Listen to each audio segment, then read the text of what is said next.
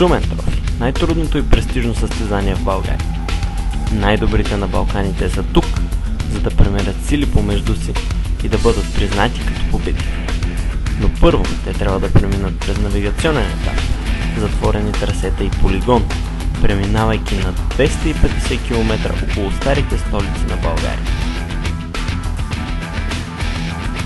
По-малко от половината ще преминат успешно състезанието и когато успеят, ще се почувстват като победители. Това състезание ще подложи на тест екипажа, автомобила, оборудването, волята за победа.